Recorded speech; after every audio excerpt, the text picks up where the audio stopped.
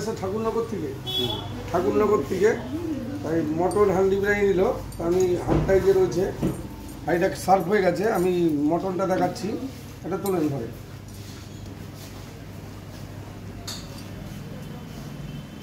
এইভাবে পুরো ঝরে আলাদা হয়ে গেছে।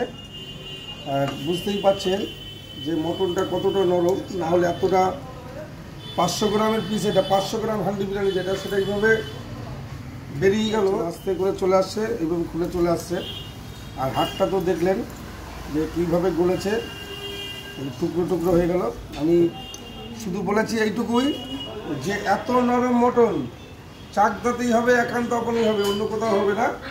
এবার কিরকম লাগলো সেটা দাদা বলুক, এত দূর থেকে যেতে এসছে।